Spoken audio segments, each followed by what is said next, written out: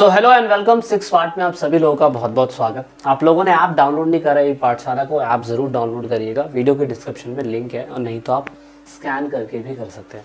सो दोस्तों, आज हम पढ़ने जा रहे हैं कि किस तरीके से जो रिवॉल्ट था, अंग्रेजों ने एक क्वेश्चन था, आपने ना 7th क्लास में पढ़ा होगा, 8th 10th 9th 11th सब में पढ़ रहे हैं।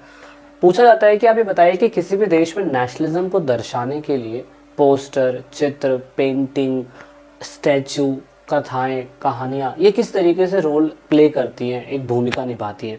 तो आपको पता होगा, गांधी जी जब भारत में नेशनलिज्म की शुरुआत कर रहे थे तो उन्होंने राष्ट्रीय गान, राष्ट्रीय झंडा और संविधान ऐसी चीज़ों पे फोकस करने की कोशिश करी, और स्वदेशी आंदोलन भी करने के लिए उन्होंने लोगों को तैयार करा।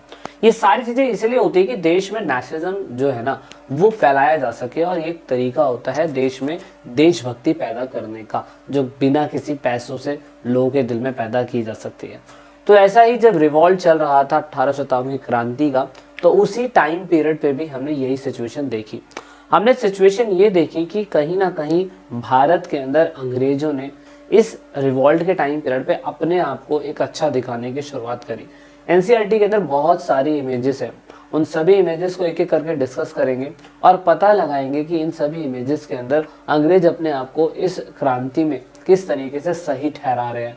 और जब वो सही ठहरा रहे हैं, तो उसके बाद जब हमारा भारत देश आज़ाद हुआ, तो हमने भी उस टाइम के रहे फ्रीडम फाइटर्स को किस तरीके से सही दिखाने की कोशिश करी। देन एंड में पढ़ा जाएगा कॉज, और उसके बाद उसके result. So one of the record of the mutiny is the pictorial image produced by the British and Indians. Pictorial image होता है जो चित्र दर्शाता है, उसके तहत पता चलता है कि समाज में उस समय की स्थिति कैसी थी। तो हमने ब्रिटिशर्स ने भी और इंडियन ने भी painting, pencil, drawing, sketching, poster, cartoon, बाजार प्रिंट, इन सब से हमने पता करा एक एक करके।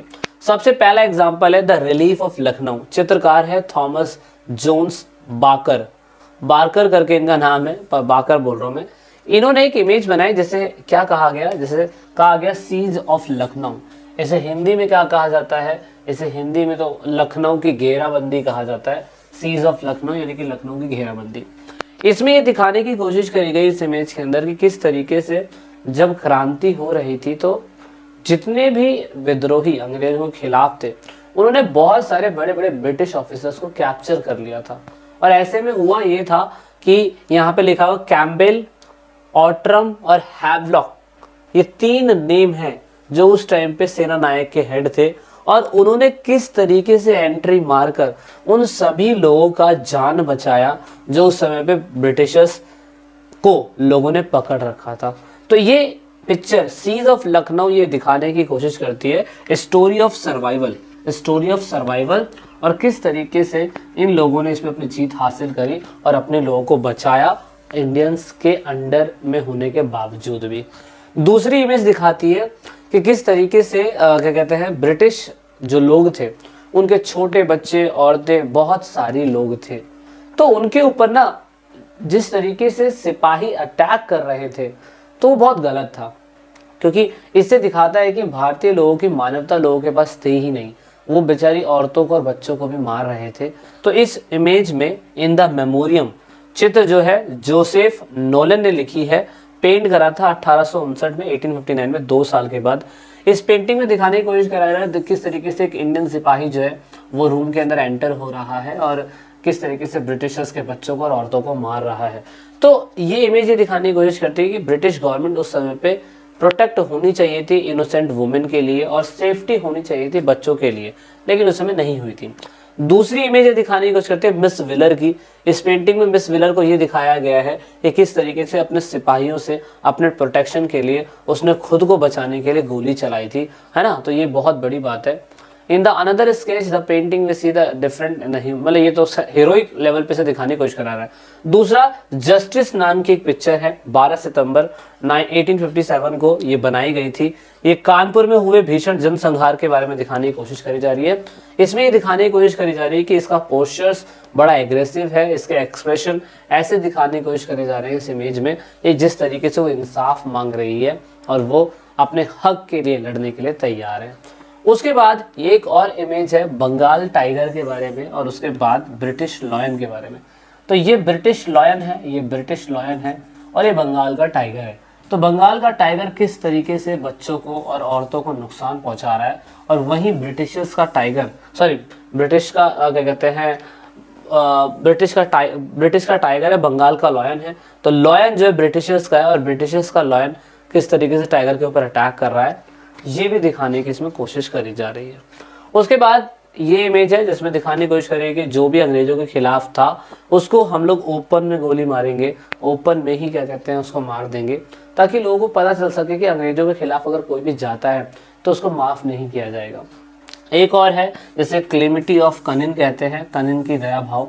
इसमें दिखाने की कोशिश करी जा रही है कि लॉर्ड कनिन जो है वो इंडियन सिपाही को छोड़ देंगे, क्योंकि रिवॉल्ट में तो इन लोगों ने अंग्रेजों के खिलाफ ही लड़ा था। लेकिन अगर क्या कहते हैं जो लॉर्ड कनिन है वो कह रहे हैं कि हम तुम्हें दया दे देंगे अगर क्या कहते हैं तुम हमारे प्रति वफादार हो जाओगे।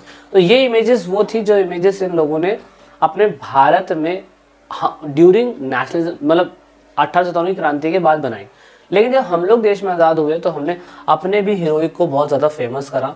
1857 का आंदोलन हमारे लिए एक नेशनल आंदोलन था, भारत की आज़ादी का पहला युद्ध था जिसमें सभी वर्ग के लोग एक साथ आए थे और हमने आज़ादी की लड़ाई के लिए सभी को देखा कि बहुत सारे शख्सियत यहाँ पे अंग्रेजों के खिलाफ लड़ रहे थे। उसमें से एक थी झांसी की रानी लक्ष्मीबाई, जिसने रिवॉल्ट में बहुत अच्छी तरीके से अंग्रेजों का विद्रोह करा। तो हमने उनके ऊपर बहुत सारी कहानियाँ, बहुत सारे सपोर्ट के लिए नरेटिव, उनके ऊपर बहुत सारी पोयम, बहुत सारे डायलॉग्स बनाए थे, जिसमें से स्पेशली सुभद्रा कुमारी चौहान के द्वारा लिखा हुआ रानी लक्ष्मीबाई पे एक पोयम है, खूब लड़ी मर्दानी वो तो झांसी वाली रानी थी।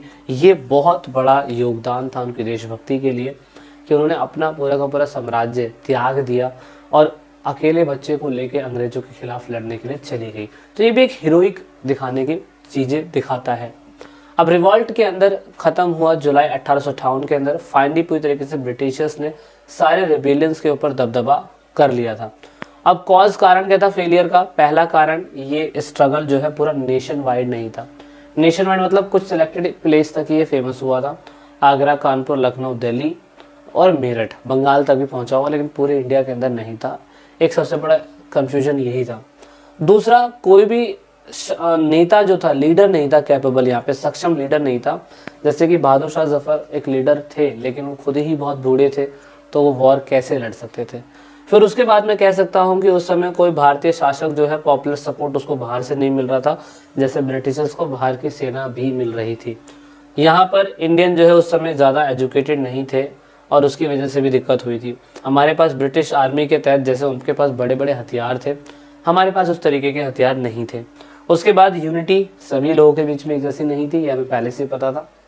किसी की कुछ डिमांड थी, किसी की कुछ डिमांड थी, किसी की कुछ डिमांड थी, इसलिए हम लोग रिवॉल्ट हारे। रिवॉल्ट हारने के बाद हमारे परिणाम क्या निकले? क्वीन जो थी अब पूरी तरीके से नवंबर 1, 1858 तक अब ईस्ट इंडिया कंपनी राज नहीं करेगी, अब खुद ब्रिटिशर्स यहाँ पे आके राज करना चालू कर देंगे।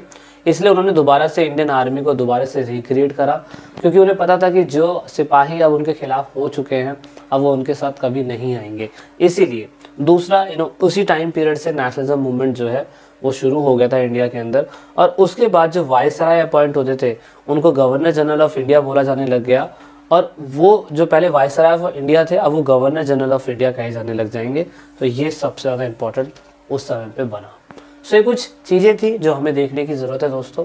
उसके बाद मुगल एम्पायर पूरी तरीके से ख़त्म हुआ, इनको रंगून भेजा और लाल किले पे पूरी तरीके से अंग्रेज़ों का राज हो गया। तो ये था ब्रिटिश के द्वारा रिवॉल्ट के बारे में ई पाठशाला के द्वारा आपके लिए एक पेशकश। आई होप आपको समझ में आएगा बेसिक बात। तो मिलते हैं नेक्स्ट क्लास में नेक्स्ट चैप्टर के साथ। This is it in this video. Thanks for watching.